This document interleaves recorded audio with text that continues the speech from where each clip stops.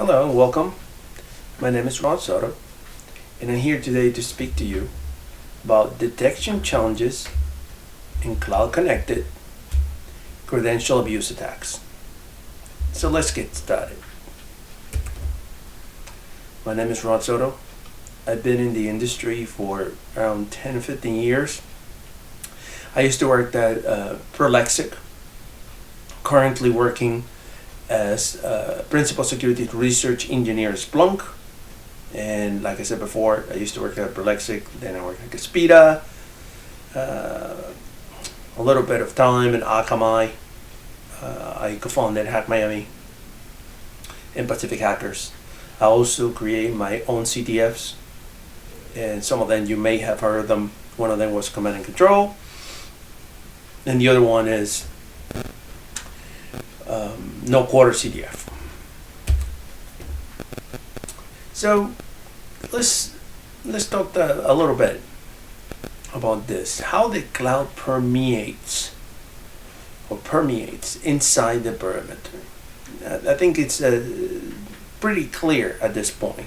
In many environments, even in small businesses, where I used to be a system engineer, had my own little IT company, and I used to actually install Microsoft SMB server. I remember setting up exchanges, which it sounds crazy, but yeah, I used to set up exchange servers in offices of 12 to 15 to 20 people, or even crazier things such as a BlackBerry enterprise server at small businesses.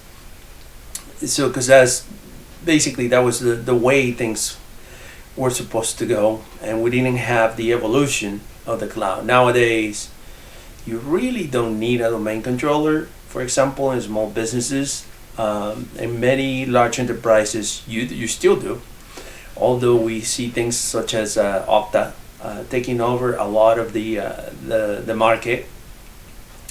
But basically, as you can see here, even Microsoft has made a huge move into the cloud. So we have Office 365, Exchange Online. You no longer need to have a Microsoft SMB server or an Exchange server, or if you don't want Microsoft, you can have pretty much most of it by using Google Apps. And then you can have email, presentation, messenger, telephony, video, conference, you name it. So these are some of the examples of how the cloud now gets into inside the perimeter.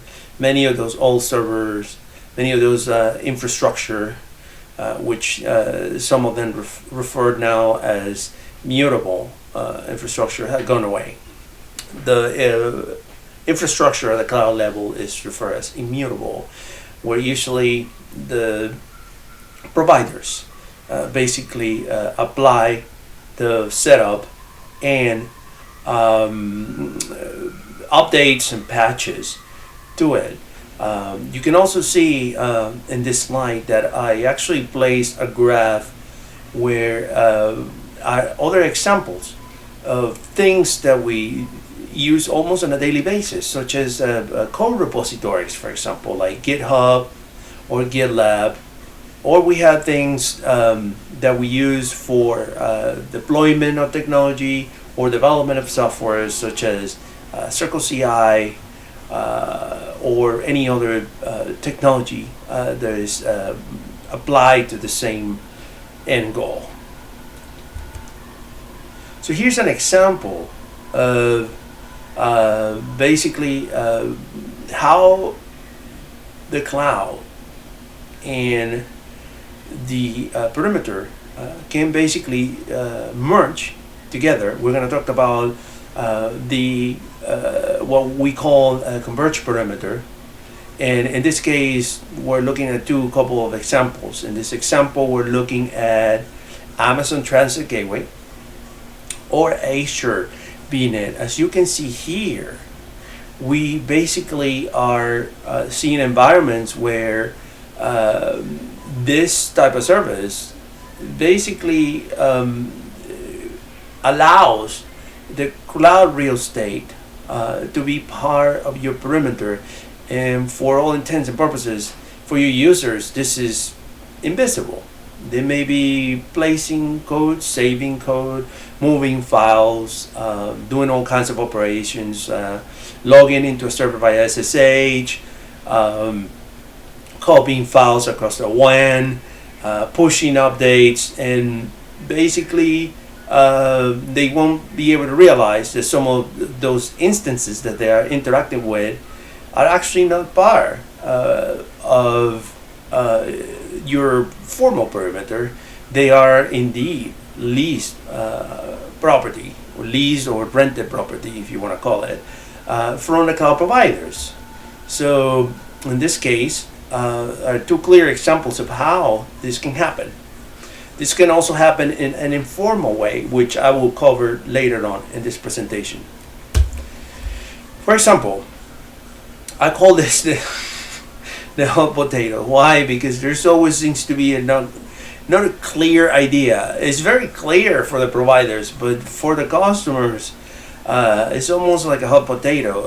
Is it mine? Is it not? Did I pass it around?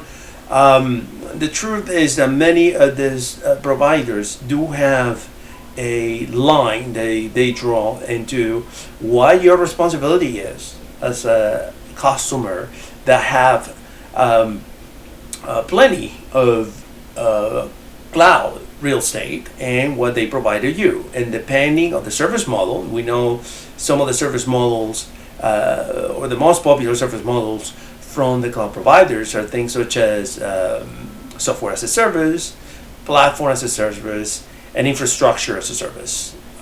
In contrast with on-premise, which is basically when you own by everything. You have it in a way where you can do whatever you want. But once you start mixing up these things, you have to be alert and be conscious that some of this stuff you may just not leave it to the provider. There seems to be this false notion that because, for example, we're talking about, like I said before, immutable infrastructure, where many times the cloud providers do actually a great job updating and hardening their resources. That still does not guarantee the fact that this infrastructure can be vulnerable or can be attacked. I'll give you an example. Many years ago, there was something called Heartbleed, and I was working on a company that basically we're looking at 30% of the internet at times, and what happens is the amount of servers, even with embargo, I repeat, even with embargo, because we were within an organization where there were embargoes for disclosure of such vulnerabilities, and this in particular was under embargo. Even with the time of embargo, the amount of servers we had to patch, it was almost impossible to finish it in time. And the reason why I'm saying this is because these things happen and will continue to happen. So when you have a number of different technologies, you may have containers that run Alpine, for example. You may have servers that run Ubuntu. You may have Windows servers out there as well, which you can set up at Amazon or on Azure. Definitely it adds to the mix. It adds to the attack surface considerations. And in scenarios like this, even as these things are immutable, even as the cloud providers do their best to protect them and harden them, you're still responsible for it, that your data is yours. Applications are running in there that may be attacked as well because they became vulnerable because of the disclosure or even a 0 day. These are your responsibilities. And these are some of the considerations that we're going to see today as I walk you through some of the attacks that I was able to research during this year and how to address them. So coming back to this, right? We are talking about a converged perimeter. Converged perimeter is basically the cloud real estate that you're using, leasing or whatever form of commercial use that you're doing or you're giving it, plus your perimeter. Perimeter technically ends either in the border or your WAN or your internet gateway or routers. And then once you have things such as the examples I just gave you, then you have a converged perimeter. You basically, if we're looking back at this figure where you have real estate from a provider plus your perimeter, and your users are formally or even informally accessing cloud resources, then what this means is basically that this is part of your perimeter. It's a converged perimeter, even though you are leasing or renting cloud real estate. So the reason why I named it like this is because we are going to look at certain type of attacks, which is basically an abuse of reuse credentials, which is how Microsoft has looked at it. And the reason why this happens, and hence the title of this slide, is because basically when you have, as I am bringing you up in my past slides, disparate technologies, right? All kinds of operating system versions, all kinds of applications. You need passage through these entities for many reasons: functionality, continuous delivery, continuous integration, deployment of technology. You need mechanisms, or in this case, tokens or credentials or secrets that allow you to establish authentication, authorization, and some sort of a trust in these infrastructures that are now more complicated because you have a converged perimeter and you have to interact with all kinds of disparate technologies. So yeah, it is a feature. These secrets, these tokens or certificates, for example, you may have federation services, which we're going to look at later on. You can use also certificates for authentication. Are things that are used to facilitate the operation and passage many times of data, many times of code, many times of deployment of technology. So here's where we are focusing at this point, because obviously these are the key elements that we're going to be looking at, because by obtaining this type of secrets, tokens, certificates, attackers can do a lot. So coming back from what I just said, when you are in a federated environment and you use this type of technologies, obviously, as you can see it here, is a graph where basically we are looking at disparate technologies, but these disparate technologies can indeed communicate by using, let's say you can use a federation, for example, where you use either Oauth tokens, or you can use SAML, which is a mechanism of basically authenticating between entities.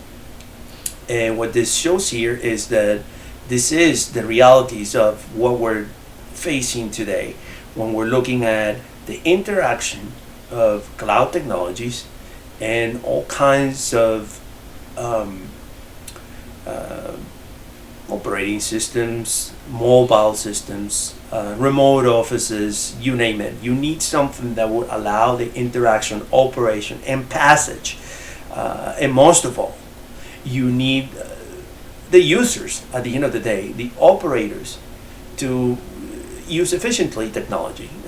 If we were to put or force, for example,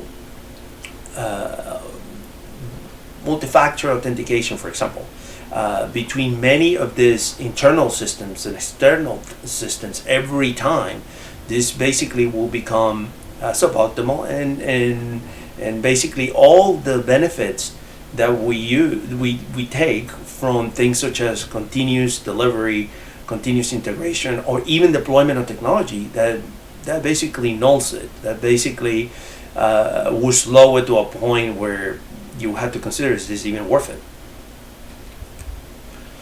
So let's look at some key points of federated environments, since we're going to be talking about abuse of cloud-connected federated environments. Things that we need to look at are, for example, formal connections of perimeter and cloud real estate resources, what I call the converged perimeter. They help. The reason to bring it up in a way of why is it that we're looking at federated environments and why are they important? Well, they allow the increase of cloud utilization. So as we said before, move on on-premise resources to the cloud. The increased this utilization also provides the ability to increase the resource availability or even geographical reach. We're talking about what they call in Silicon Valley elastic technologies. You can expand or shrink as you need it. You had to have a local data center, or you can have the minimum you can have inside the perimeter, but take advantage of this. And this obviously is not the same thing to use or to create environments that you may need at the moment and then pay for usage. That is a wonderful thing that has helped a lot of companies.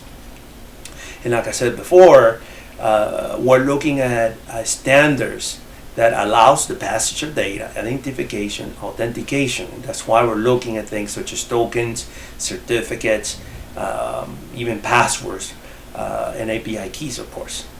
Formal federations are usually the ones where there is a, to put it in a certain way, a formal technology in place that identifies and authenticates entities between each other. And that implements obviously a stricter control of access of these resources and facilitates the use of it, like single sign-on, for example, at the GUI level and at the user level. But you can also have what I call informal federations. Informal federations are places where, because of the usage of so many cloud technologies and the state of at-rest credentials, secrets, certificates, API keys that are inside your perimeter, for example, by developers, even though you don't have a formal federation, an attacker, if such attacker access those resources, they can pivot into the cloud. And even in some cases, depending on how your setup is, they can even pivot from the cloud to your perimeter. And that's what we're trying to focus here today. That we had to understand the risks of the expansion, the subject of the converged perimeter. So the converged perimeter risk scenarios, some of them, obviously we have credential leakage in public repositories. We have, for example, use of vulnerable components from cloud, like for example open source libraries or containers. Usually downloaded, embedded, they go through either for deployment because they're hosting a database or they're hosting an application that's needed, or in some cases in development where they have the perfect environment to host a specific application or a specific API that's needed. They don't get scanned, they get downloaded from public places, and that is a big risk. You can also take a look at exposure of cloud apps and infrastructure that may lead to internal access. I will give you an example of a campaign or several campaigns actually, rather, that we have observed where specifically this scenario, interesting enough, provided from cloud to internal access. The reuse of federated credentials, attacks such as the Golden SAML, discovered by CyberArk, or things such as Oauth Token Hijacks, or pass the cookie, for example. We'll see some examples of it with actual examples. And then we can see, in the case of federations, pivoting from cloud providers, from one cloud provider to the other. I actually seen that, I researched it. And then from there, try to move into the converged perimeter, the internal resources. So here's some of the examples of cloud-connected credential abuse. Here's an attack, which is not that difficult. What you see on the top left is Mimikatz that was run against a Windows host. And then on the right, you see for purposes of proof of concept, you see how I was not logged in. I downloaded, or rather discovered or revealed, Mimikatz against a Windows host. I was able to get the specific cookie. Then via the same browser functionality, inserted the cookie, and there I was. I was able to basically log in back. This is not new, but it still works. I did it recently, and this is something that can be done by somebody that has the possibility of access to, in this case, an endpoint. So this is the first example. Here's the second example, which was part of the research I did with Jenko Wong from Netscope. And here, Jenko actually did an amazing job by identifying things such as the Oauth Token Hijack from GCP. Basically, as you can see in this slide, you can extract the token. And then once you extract the token, this can be done basically by either access to an endpoint or physical possession of a device that has obviously the SDK or the CLI for GCP, and then all you had to do is refresh the token. And just so you know, MFA does not protect against this, because if the token has been authenticated already, you can keep refreshing it. For example, there's another case scenario of Oauth tokens hijack. Here's a one that had a lot of I guess chatter, due in part because of its use in the apparent use in the campaign during SolarWinds, according to ISSA. And here's I took this graph from this Signia advisory. CyberArk did also an amazing job, and one of the researchers actually created a tool that basically extracts the SAML assertion, creates a forged SAML assertion, and then passes it. So once you do that, as you can see in this graph, this is a federated environment, and in this federated environment we have basically likely a domain controller, and in this domain controller we have Active Directory Federation services. You set up a federation, and then from there you communicate and make it easy for your users to basically use either Office 365 or Exchange Online. And what happens is, if you're able to basically forge and it's not easy. I have to say that it's not easy to forge it. The providers have gotten very smart. They have become especially very restricted on the attributes, because that's where you can change things such as the duration or the user. So when you look at the SAML assertions, there are things such as attributes, and then these attributes are usually checked based on the identity provider, basically to prove in a certain way before that you're allowed access. And the reason why this attack was so successful is because this can still happen, by the way, if you are taking SAML assertions. Not likely with these providers actually make it very difficult for you to do a sort of a golden SAML attack. But I know that there are other open source and other even internal cloud setups, and you are not strict on the checking of SAML assertion attributes, this attack will work. And it's very dangerous because it basically allows access to every single resource that is dependent on the interaction with such assertion. So here's another tool that obviously had to do, although it's a tool that is ran against a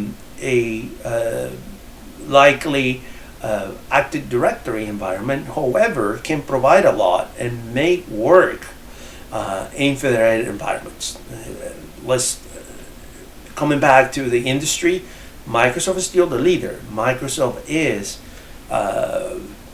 for the most part, the enterprise operating system, Active Directory, and there are tools such as ADFS dump, which are not only you have to compile them every time to run them, which makes it incredibly difficult to detect, but they are great at obtaining keys that will help you forge certificates or even use these keys to forge sessions or make requests for further identification and recon of the Active Directory environment where you are. So these are things that you had to consider because are very hard to detect, and we do have a little bit of a way of sort of looking at this from a certain perspective. However, there is not a silver bullet against tools like this. So here's like I told you before, some of the actual campaigns that we have seen, whereas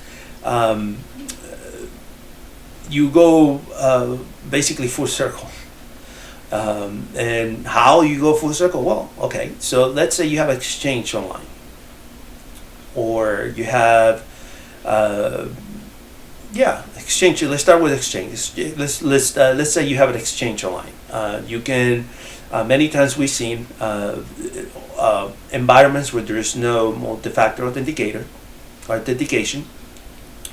So credentials, actually. Remember we talk about federated Active Directory, right? Passage, authentication, identification throughout many environments. So we have, for example, a Exchange Online, right?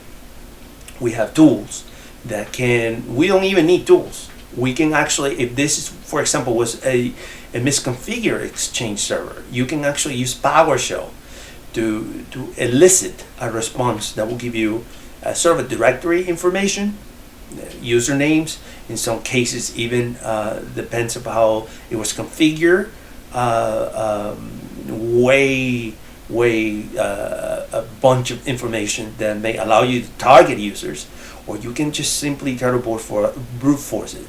And let's say you're able to brute force it, and because this is obviously a federated Active Directory environment, most likely the user repeats it's the same password for other services. So all you need to do next is to find the VPN of this company or RDPs or servers that might be exposed to the internet. So you are technically able to log in because you have obtained the password, right? So you have obtained the credentials. You were able to log in and exchange online. You were able, there are other tools that you can use, or even do it via PowerShell and obtain further information depending on what level of privileges you were able to obtain these user credentials and this user in particular.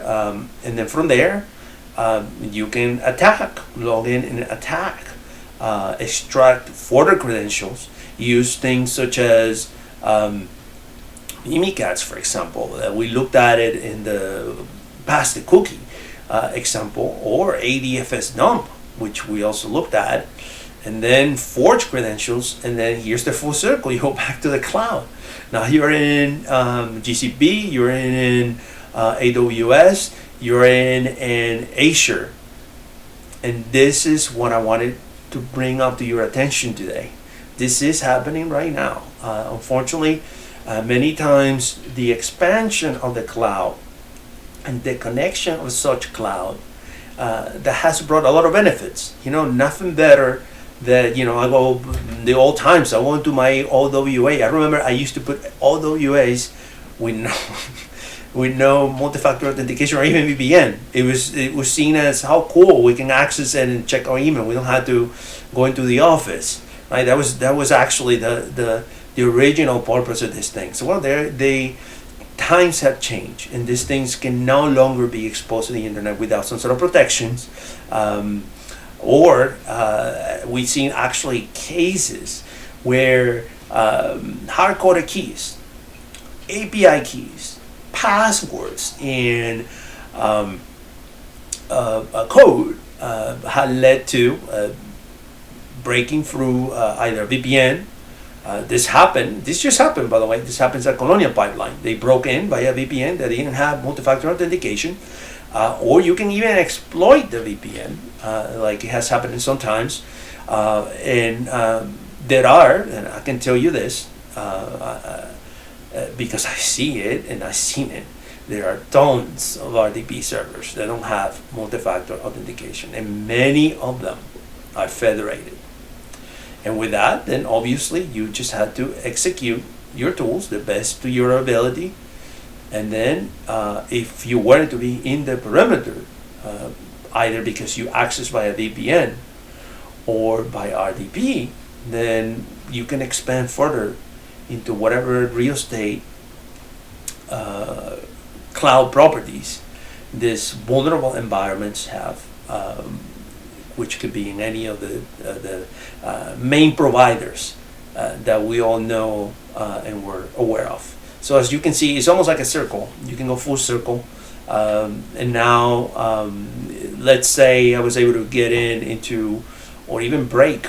And let's look at the other side. Let's say I was able to break into a logging server that is part of a formally connected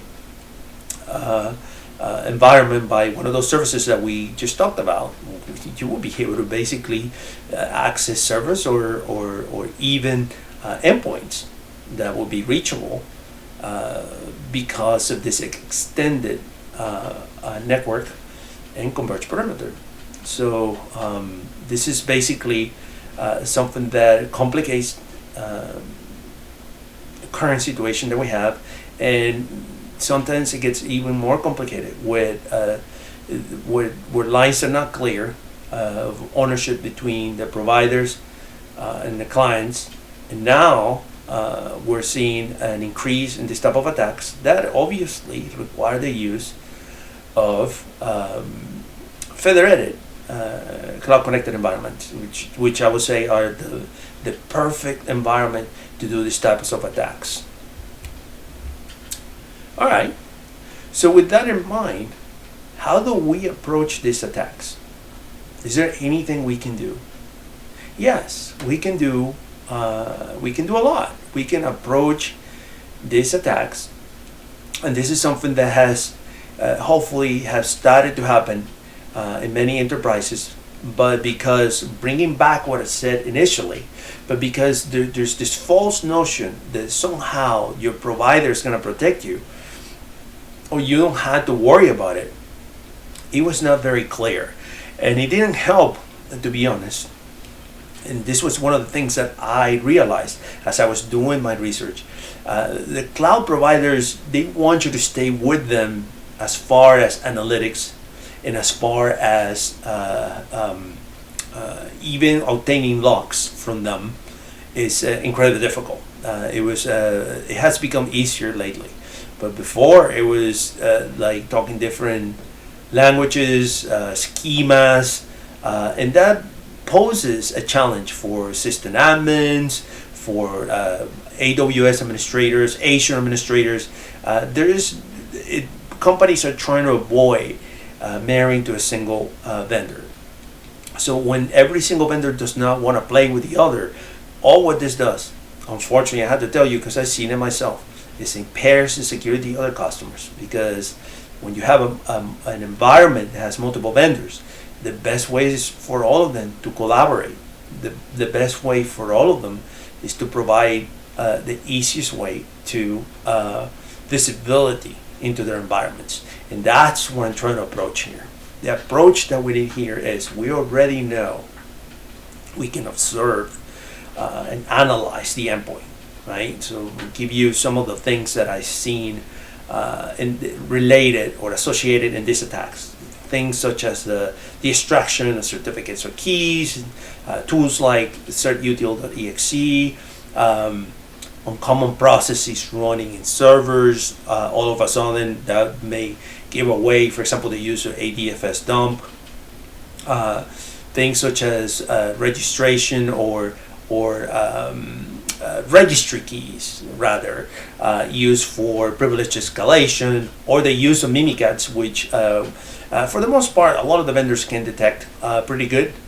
And then we can take a look at the cloud providers. And in this, when we look at cloud providers, obviously we had to focus on the specific of every technology, right? There are no universal technologies for federations. Some of the standards, like the SAML and the OAuth, are being used by these providers. However, the products themselves use them in different manners. That is why I'm putting some examples there of some of the things that we look at, and I'm about to show you things that are even more specific that we believe will help you detect these attacks, because it's challenging. I can tell you, if we take away one side of this slide, you will not be able to detect this. You will not. Like the pass the cookie, for example, or the OAuth. I look at both logins from the logon perspective. It looks like anybody. And sometimes you can use, for example, security groups. Even using security groups, depending on the policies that you have, you may not be able to see it. And even worse, if you don't have visibility at the endpoint level. So as we have expanded into a converged perimeter, we need to expand our visibility, and that includes the cloud real estate. So we have things that we need to look at, and we need to get alerts from it. If you're not getting alerts, like for example, if you have an O365 that has excessive logon errors, then you're missing out. You may be under attack right now and you don't know. But consider this: if you have an O365 from a federated server where passwords are repeated, then the scenario that I just gave you, it is likely to occur. It's even worse as we go higher in privileges. Do you have sub-admins? Do you have admins per WAN or admins per LAN segments? I've seen that. Layers of administrators.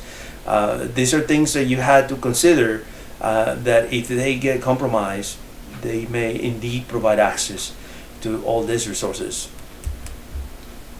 Here's a breakdown of the actual detection searches that we I developed this with my teammates at the Splunk threat research team, and this is part of what we do.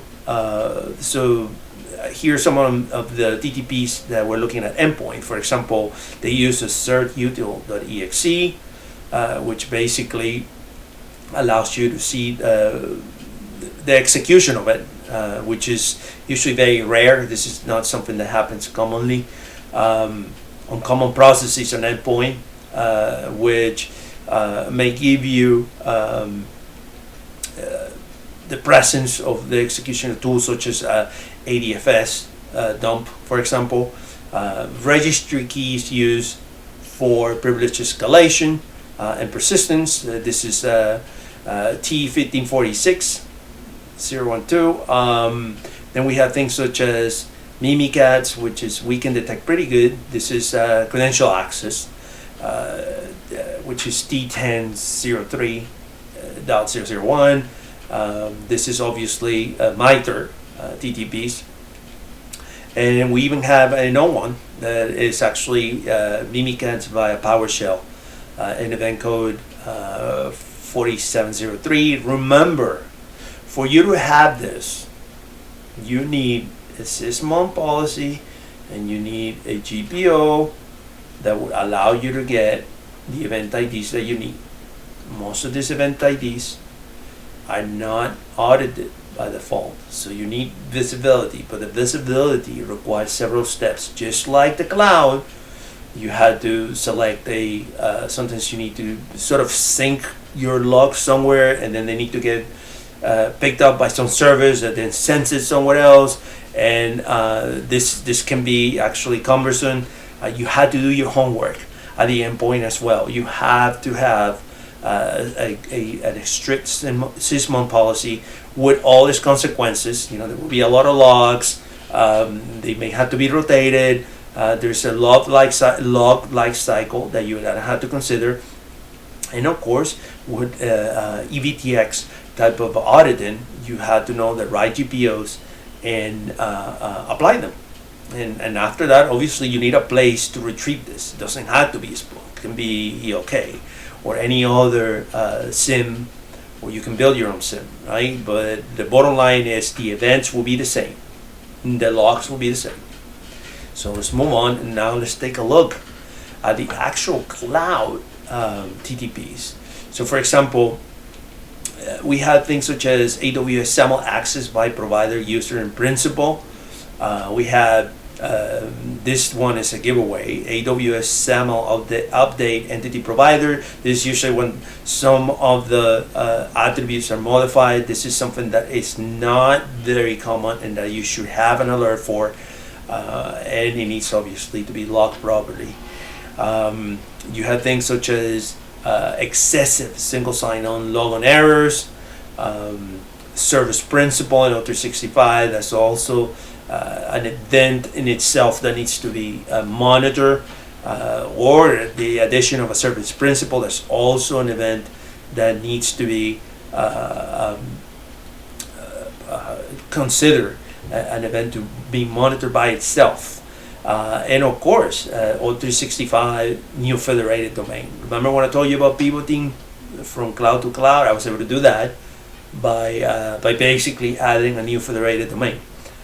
So these are the type of detections that will give you a way to address the abuse of federated credential abuse. So here's an example of a search I created using SPL code in Splunk. And basically what this does is give you obviously a deleted stuff. So, or rather sanitize it, not to give away some of the sensitive stuff in it. But basically what you get here is when somebody went and said, hey, let me change the the SAML provider, and that was me, by the way, trying to replicate some of the attacks. This is a way to not only investigate, but in combination with all of the other searches at the endpoint and at the cloud level, then we can get a very good visibility. Not saying we will detect 100% of everything, but we get a good shot of detecting this type of attacks, the abuse of federated credentials in cloud-connected environments. Here's another example. You can find this if you're interested. If you're interested in looking more at the code, we have a GitHub where you can actually see the actual code, and this can be translated into other technologies, other languages. But again, I'm just showing how this translates into the technology. Just like I showed you the attacks, I wanted to show you the detections and the investigations. And with that in mind, I'd like to thank you for coming today and watching this talk. And we're going to open for Q&A. Remember, you can find me at rodsoto.net. My Twitter is rodsoto. And if you have any questions, please let me know. You can email me as well at rod@rodsoto.net. And I hope you enjoy this presentation. Thank you.